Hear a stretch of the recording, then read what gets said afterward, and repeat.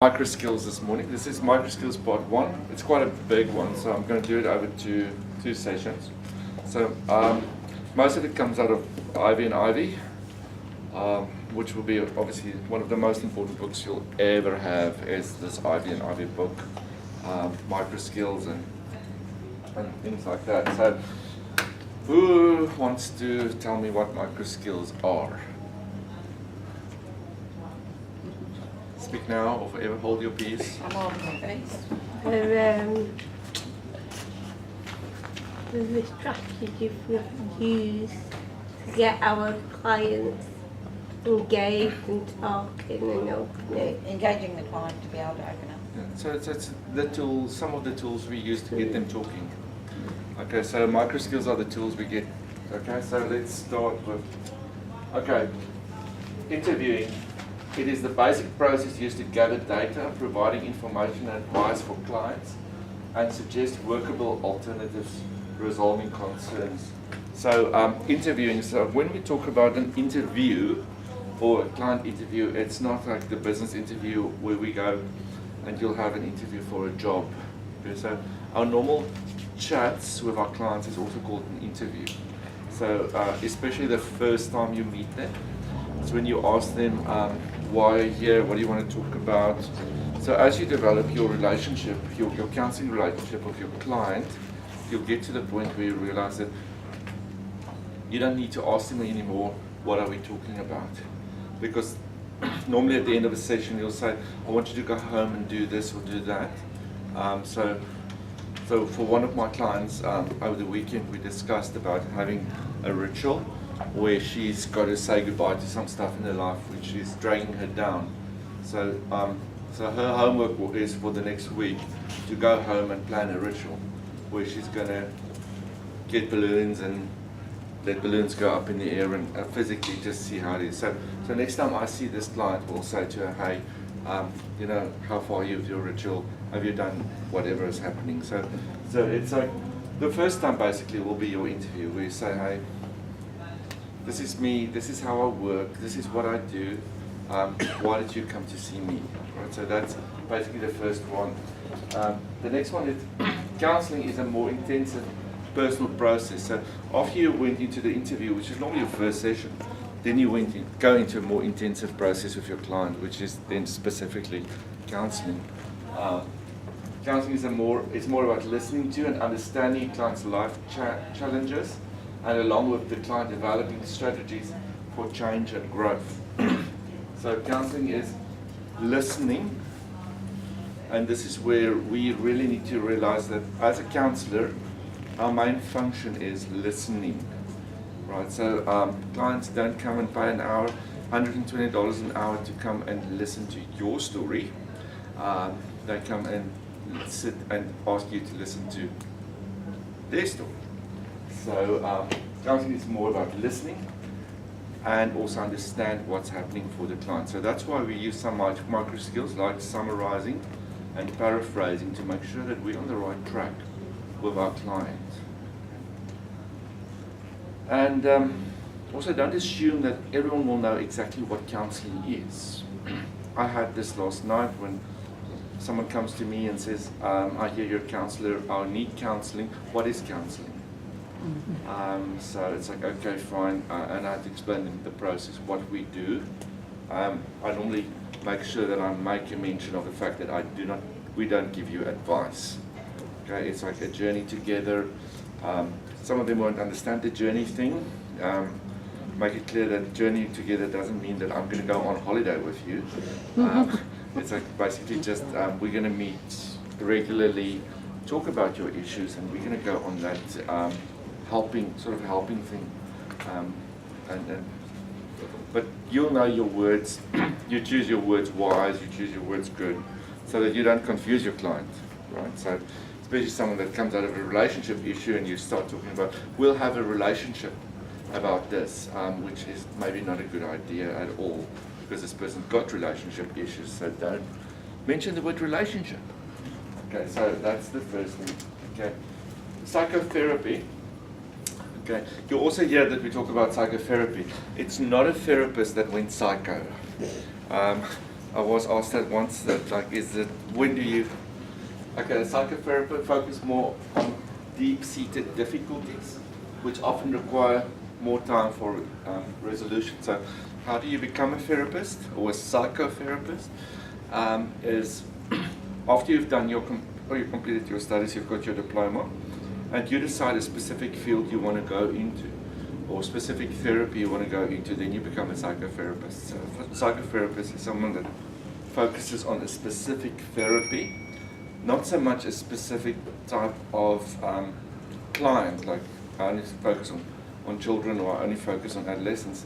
A psychotherapist is someone who will focus specifically on Gestalt or some of the, there's quite strange therapies out there, and some of them are really psycho.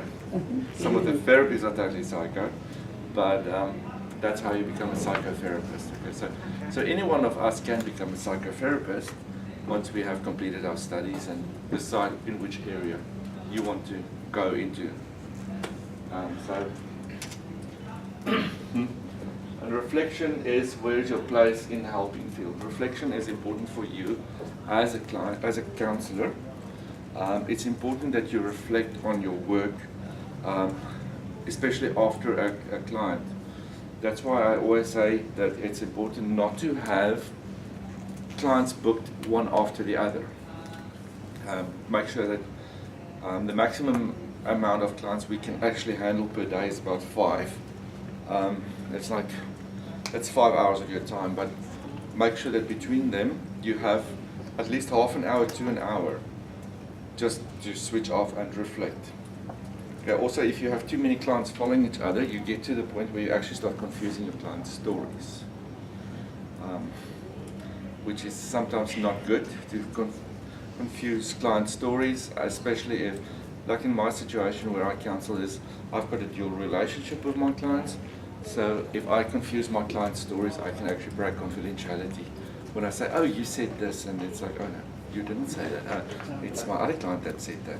So be careful that if you leave yourself enough time between your clients also to do reflection. During this reflection, you do your case notes, you reflect about your own practice. What have I done wrong? What have I done good? Where do I think I'm going to go next time when I see my client? What of this which I've done am I going to take to supervision? So that's all part of your reflection, part of counseling. Attending behavior. Right, so I want you, 1, 2, 3, 4, 5, 6, 7, 8, 9, we're 10 people. Awesome. So what I want to do is, I'm going to count you out. 1, 2, Ruth, you're number 1. You're number 2, you're number 1, you're number 2, you're number 1, you're number 2, and you're number 1. So all the ones, can you just move together for a moment? All the ones on one side and all the twos to the other side. We're just going to do a bit of a exercise. All the ones together, all the twos together. I'm a 2. Twos. I'm a 2. Where do you want me? Oh, I have a leg. Right, so you two can sit together, Monif and Danielle, you can be together. Kathy, you and Joe can be together. Paula and Ruth together. And let's put you 3 together. Okay, so Danielle, I want you to tell a story to Monif. And Monif, do not actually listen to her, look around, don't be present. You tell the story to her, you don't even listen to her, you look around, you're not present. You tell the story, you don't care. You tell the story, and both of you ladies I don't care. So try that.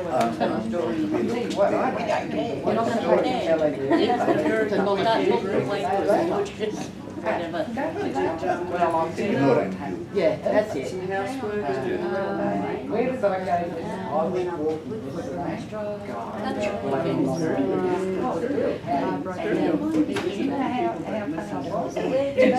Well, it was fun.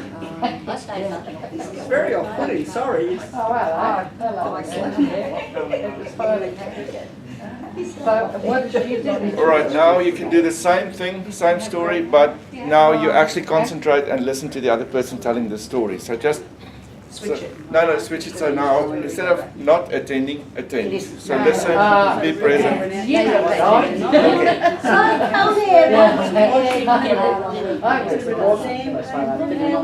Really?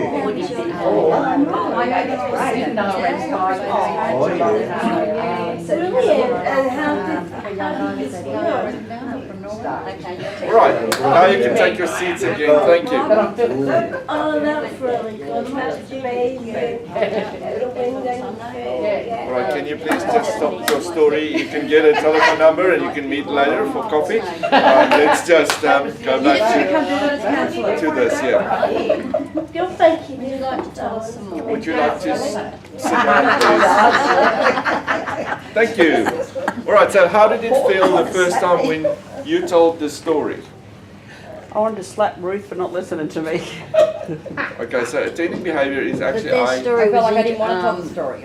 yes, you don't want to tell the story. It's okay. Yeah, why So- bother? She's so there's not listening. There's nothing worse than you go I and think see. their story was important, that they wanted to put across that their story was important. Yeah, so make sure that when you actually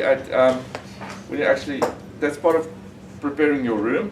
So make sure that when you've got a room, you've got a clock there on the wall, which you can clearly see, that you as a counselor don't keep on looking at your watch. Yeah.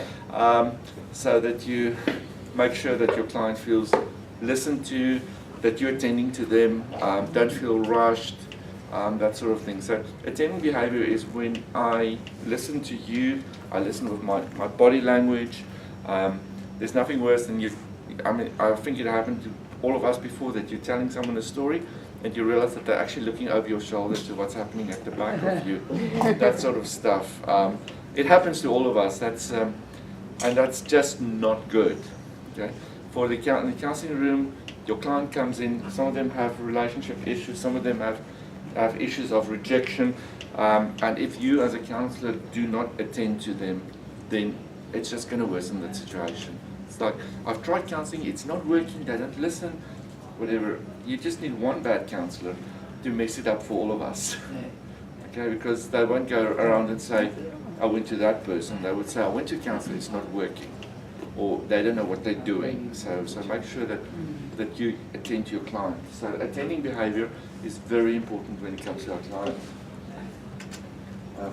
Okay, basic listening skills. Basic listening skills. And this is what our clients need from us. Is number one, questioning. If we're not talking, if the client's not talking, how are you going to ask your questions? So questioning. Observation. I look at my client. You'll see sometimes when we get the practicals, it will say in your practical, in that write-up, it says, Mary will come and see you. She looks uncared for. Her hair is unkempt. So it's just attending behavior, your observation. What do you see in your client? I'm not talking about your normal thing like, but first of all, what your first impression, what do you see when you see the client? But also what do you see while counseling the person? What's happening for your client? Sometimes the more you practice, the more you get to know this, that while you speak to your client and they start moving their hand, what's happening when I asked that question? You were doing this, you were doing that. I had a client one day, I mentioned it before, that I was asking her a specific question and she didn't want to answer the question, so she got up and showed me a workplace health and safety issue in my room. She just got up and said, that roof's not right. And then I had to call her back and say, well, can you answer the question? The next reaction was, how much time have I got left with you? She obviously didn't want to answer the question. So there's something that tells me that what's going on with her is there's something going on. There's no issue that she doesn't want to answer this question. So I need to focus on that. But respect for my client is important, that I cannot force them to answer the question. So what are your blocks and barriers? It's a barrier. At one stage, when my relationship with the client gets better, I can get to a place where I say, you know that one question you didn't want to answer? Or what's the avoidance? What's the resistance? You leave and go back to it in another session. In another session, yeah. I remember it, like I had a client once, I know the key to the situation was him telling me about a relationship breakup, but he never wanted to go there.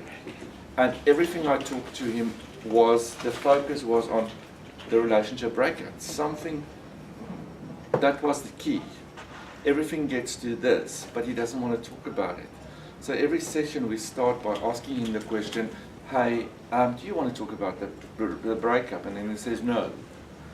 And then we talk about the whole hour, which was it's like pulling teeth, because I know that the answer lies in this. The next session, we went about 5 weeks, and then I said to him, listen, the key to this is talking about the relationship breakup. If you don't want to go there, we're blocked. We can't go any further. So if you would like to talk to me about it, rebook. If you don't want to talk to me about it, just don't book again. Did you try re-questioning, like using I did everything. ways? I did Question? everything. That's something you could do it that way, so. And in the end, my supervisor said to me, give him the option to, if you don't want to talk about this, don't come back. Yeah. Did he come back? No. Oh. So he obviously didn't want to talk about it. Okay, so observation, encourage the client to do certain things. Very important is paraphrasing. Okay, Peter Janetsky, who's, according to me, one of the best counselors in Brisbane, he says, when in doubt, paraphrase. And also when you're in your practical and you don't know where to go, you don't know what's the next question I'm going to ask, how I'm going to approach this, you just paraphrase. Okay, so you paraphrase. Like, so the cat ran over the client will say the cat ran over the road, you'll say, oh, so the cat ran over the road. You just paraphrase your words. It's almost like parroting. You just paraphrase. And then sometimes what helps if you paraphrase, the client will realize what they just said, and it will spark another reaction. So there's no need for you to get stuck in a session by saying, I don't know what question to ask. You don't have to keep on asking questions. You create an environment and the person will talk. Okay. If your client doesn't want to talk, there are ways to get them talking, which is not electrical shocks and electrical chairs and stuff. But one of them is questioning. And sometimes they just don't want to talk, and the best way we go small talk. Become their best friend for a moment or two. Telling them, tell me about your day. Tell me about your house. It depends. If you've got teenagers, it's a different story.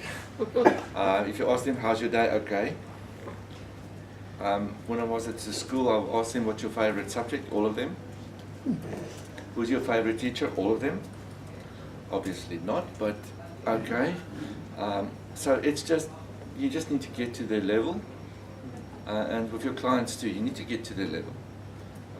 If they don't want to talk, they don't want to talk.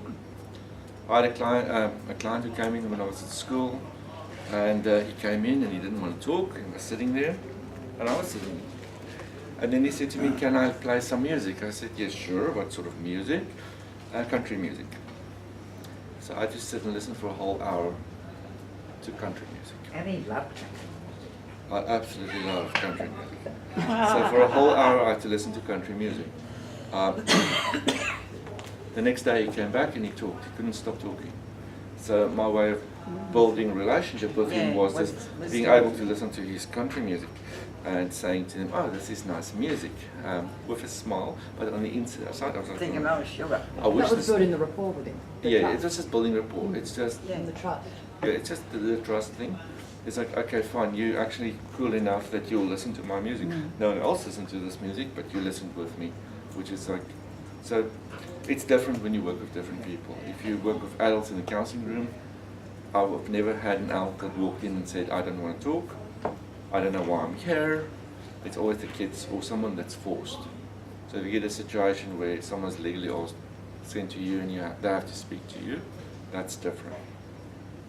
When I worked with Christian Heritage College, their counselling rooms there, it was a different story because students have to do 30 hours of counselling for their diplomas. So you'll have students that come in and they just sit there and hope that you just sign off, that they've actually been to your session. So again, a different scenario. Each place where you work will be different, and no matter how it is, these things stay the same. Your micro skills will always be there. You just have to adapt them, change the way you're doing it, but they always will be there.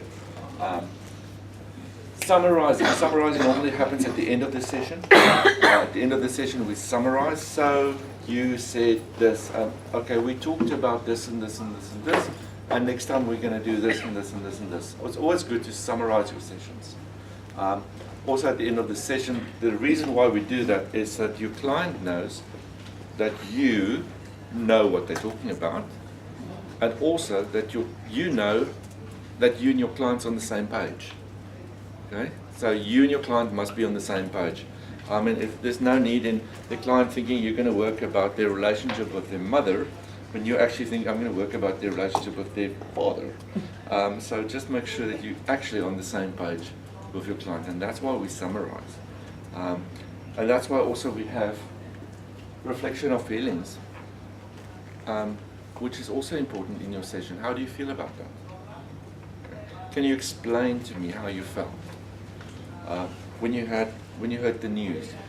What happened for you? What happened in you? How did you feel when this happened? Those sort of things are important. Okay, so the reflection of feeling. So that's our basic micro skills which we use is questioning. Questioning are mostly your open and closed questions. Try and have your questions in such a way that they're actually open. There's nothing worse that you ask, especially sitting with a teenager, and you ask them a question and they actually tell you yes, no, all of them, or I don't know. Ask them, why don't you know? I don't know. So let's just think about it. Why don't you know?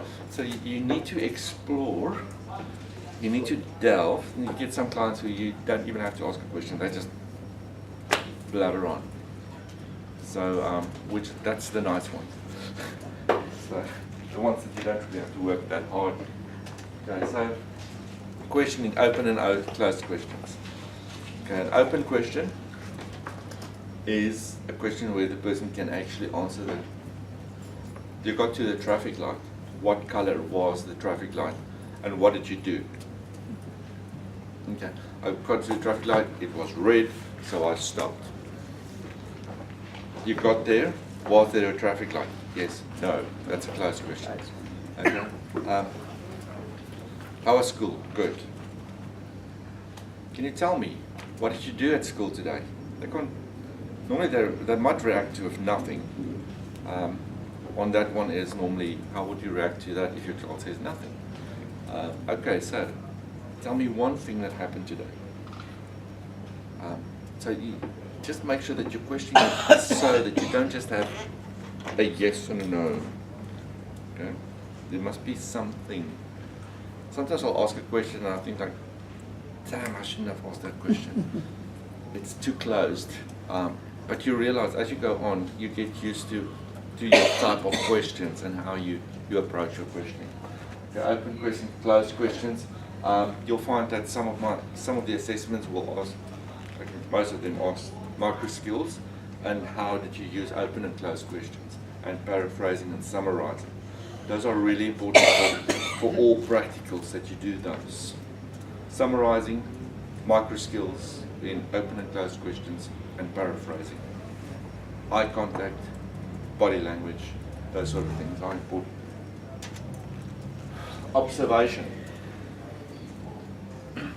Observation is what do you see in your client? How do you observe? We call it also, another way is when you really get into this, is also use of self. So observation is what I see. If I ask you a question, you turn red on that question. And don't be scared to actually comment to your client and say, I'm wondering why is your hand shaking? While we're asking that question, are you stressed? I ask you that question and I just see that you started sweating. Okay, so what do you see in your client? What do you see is happening in your client when you're busy working with them? Okay, observation. And call your client on that. Because sometimes that might be a key. Okay, it's like sometimes they will look away. You'll ask them a question and they will break eye contact with you and they'll look somewhere else. Or they'll have they'll physically, like they'll start shaking, their feet start kicking, all sort of thing. The guy I used to see as a supervisor, his name's Neil Roberts, he lives in Talai. He used to go and say that, I'm wondering why your feet's not still while we're talking. I'm wondering what's happening there for you. And then he's like, yeah, right. I'm wondering now too. So and then you start exploring what's happening there. Okay, so observation, watch out what's happening. Encouraging, we all know what's that. Yes, you can do it. So, it's like, I know you can do it, but I'm talking about really true encouraging, not like your opinion encouraging, like, I think you're a wise man. Maybe this guy doesn't feel like a wise man, okay? That's your observation. So, in your questioning even, you can encourage him. Don't you think that you're wise if you did this and this and this? You talked about this, that's a good thing that you did. Don't you think so? So try not to let your client feel that you are putting your opinion onto them. So in encouraging is use their story, and as they give you their story, you take the story, you find parts of what they told you, and you say, but don't you think that's a good thing you did? Okay, that's like, if they did something good. Okay, if it's like really bad, don't say, I think that's a good thing you did. Okay, just find the good, bring out the good, and focus on that. Okay, so you encourage your client. Paraphrasing, when in doubt, paraphrase. Paraphrase, paraphrase, paraphrase. That's the one thing when you do a practical, tell yourself beforehand, paraphrase, paraphrase, paraphrase. There's no need for you to get stuck and say, I didn't know what to say. Paraphrase, paraphrase, paraphrase. Okay, so when in doubt, paraphrase. That's what Peter Janetsky says. Okay, and anyway, just if you want to know more about Peter, he's on 96.5, a radio show called Talking Life, every Sunday night, I think 8 o'clock. Talk Life, and they talk about all sorts of psychological and things. Talk Life, 96.5. 96.5 every Sunday night from about 8 o'clock. Talk Life, and it's all counseling related stuff, right? Okay. So when in doubt, paraphrase. Summarizing. Summarizing is important, especially try and end your session by summarizing, but also not only summarize. I would like you to get into the habit of when you finish a session with a client, you also ask them the question, was this beneficial to you, and what was beneficial to you? Okay, instead of saying, because if you say, was this beneficial to you, that is a closed question, because they'll be lazy and they'll tell you that this really didn't work for me. So they'll just say yes or no. But say to them, and what? Can you tell me one thing that you can take home with you? So it's not to check up on you, it's also to try and get your client to just reflect a bit more of what happened in the session for them and how they felt about this session. Okay, so it's, summarizing is extremely important for your clients. Okay, and again, summarizing, make sure that you and your client know that you two are on the same page. As I said before also, counseling is like a journey. It's like we on a pilgrimage with someone, we walk with someone, and we're traveling with them. And the summary is just to make sure that we're still traveling in the same direction. I'm not going into a way and my client wants to go another way. If the client doesn't like where we're going, allow them to change the direction. Okay? Our clients are the ones that's leading the story. We ask the questions, but our client's leading. We go where the client wants to go, not let the client go where you want to go. Right? It's more, we take a very soft, loving approach. Okay? Reflection of feelings. Reflection of feeling is how do I feel how do you feel about this? While I'm just talking to you about this and that, what's happening for you? It's a good thing always to ask what's happening. Sometimes it's better than just asking how do you feel about that. Because it's like, oh, I feel good about it. I feel okay. But if you ask them, how do you feel? What's happening for you? I'm wondering, while we were talking about this, what was going on in your mind? When you tell me this story, how do you feel about what you were telling me at this moment? So it's just, we reflect how they feel. That's why we talk about reflection of feeling. Okay, there's the interview schedule. The 5-stage of your interview, the structure of your interviews, the 5-stage structure of an interview is, number one is we must have an empathetic relationship, all right? We must be there for the client, with the client. I feel for you. I journey with you. I'm part of this whole thing with you. The second part of our interview is the story and the strengths. So what's the story that your client is bringing you? And what are the strengths in the story? So while your client is talking to you, you identify strengths in your client or in this story. Story of being brave, of overcoming, of being in control, of courage. Just that. Also try with each client in the relationship, try and work on some goals. One of them is, why do you come to counseling? What do you want to achieve out of this counseling? What do you want to achieve out of this session? So, what's your goals? We talk about the re-story, and Ivey and Ivey, that's on page 10 and 11 in your Ivey and Ivey book. They talk about re-story. It's to tell this. Re-story means to retell the story, almost like narrative, in a positive way. Re-story is telling your story in a good way. Okay, and number 5 in this interview structure is action. What action are you going to take? So our goals is this. What are you going to do this week? I try to send my clients away with some action plan for the week. So I want you to go home and I want you to reflect on this. I want you to write on this. I had one client where I said to her, I want you to go home and I want you to send a text to your mother. She hasn't sent a text to her mother in a whole month, and there's no communication, but the issue is the mother.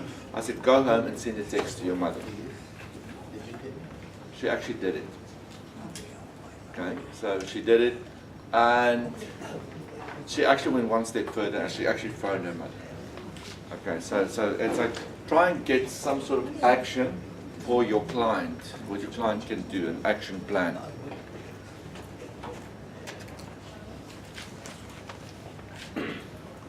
This is the nice one, the difficult one actually too, is drawing out client stories in a well-constructed counseling and psychotherapy session, drawing out stories. So we use our micro skills to draw out stories. Drawing out stories means like you're telling me a story and I'm asking you questions about it. I said, tell me more about this. Can you tell me about that? Can you tell me how to do that? So you draw stories. It's almost like going with your client down a flight of stairs into darkness. And when you get into this dark basement, you find what's bugging them and you take that and you work with that and you bring that up into the light again. And that's why it's important to have a well-timed counseling session, that you don't leave your client in the bottom, in the dark, but you need to bring them back into a good place before they go home.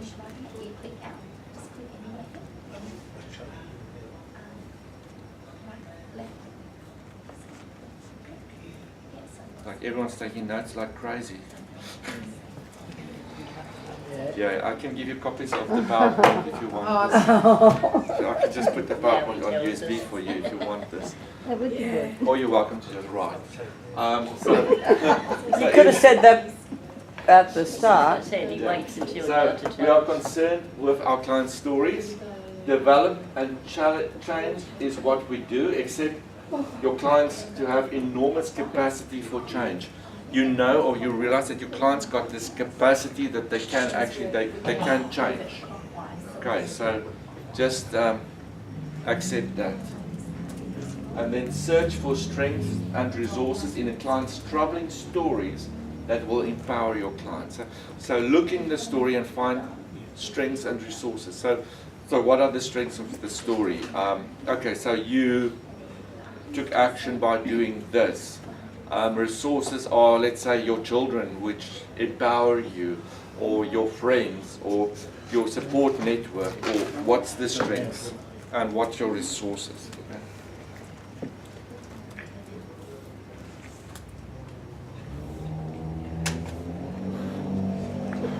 Right, I'm ending off today's session with this. Find the golden thread and follow the golden thread. Okay? So, thread is like, you know the... No, you sound like you're saying Fred. Yeah. I'm The accent, I know. yeah, maybe there's a golden thread. Fred the clown, or Fred the whatever, but like it's always like a ball of wool, you know, and it's got that little silver or gold thread. Yes. So it's like this. So your client comes in and they tell a story, but you need to follow the story. So you follow that like a golden thread. You follow it, and you need to know what's happening in your client. So so follow the story. Sometimes the story will go different ways, different angles, but you as a counselor need to know what's the main story they're bringing and try and focus on the main story, where we are now. What are we doing? Okay? And sometimes they will move around, they'll change their stories because they don't want to go in a certain direction. But if you follow the story, you know that you can also steer it back by saying, okay, you talked about this, but can we just go back for a moment to when you talked about the day you got lost during a primary school visit to the park? Okay, so do you want to tell me more about what happened that day when you got lost and the teacher and all the kids left and you were alone in the park? That sort of story. And then they'll start telling you about, you know, I like acorns and I like turtles and and it's like, oh great, I also like acorns, I absolutely love turtles, but can we just talk about the feeling lost again? And how did you feel that day? And what happened to you? What's happening to you when you tell me about this story? You can even call them on it and say, what's this avoidance, this resistance that you don't want to go there? So you can go there, you can call this, you can ask the client what's happening in them at this moment. So this is some of our micro skills, as I say, they're all in Ivey and Ivey. This also sounds like fishing. It's almost like fishing, you're right. But you just said turtle. It's almost like that, yeah. Baiting him to come back. Yeah. So follow the story, follow where your client is. Try and journey with your client and getting the best out of them. And that's what counselling is we just journeying with them, and don't be in a rush. Don't think that, and that's what's so great about counselling is in psychology they have 6 sessions or 10 sessions. That's what the counselling or the treatment plan is. We don't have a treatment plan. Our clients just keep on coming and we just skillfully journey them. Why is it recommended though? What's recommended? Like you're not recommending any time frame or anything for I counselling? prefer no time frame. Yeah, okay. So it is different to the other It's therapies different. where- I've got a client which I've now seen 15 sessions. And then I've got a client who there was a specific issue. We journeyed around this issue. The issue was solved. We had our final session where we actually can't stop counselling and say this is our last time we get together because the issue is resolved. If there's something else, you're welcome to contact me again.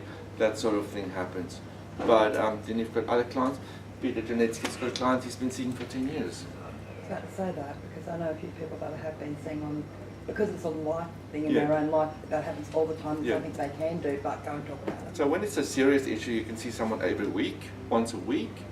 I prefer that you see a client once a week, not twice a week. I'd say it's really, really serious. Sometimes you need to see a client more than once. But if we get to, let's say, a maintenance stage where you just see a client once a month, you don't need to see someone. It's just That's like a checkup. It's just a checkup, check in, how are you doing, what's happening in your life, that sort of stuff. That's when you get your client, which like you see a client for 10 years plus. It's a month, once a month thing.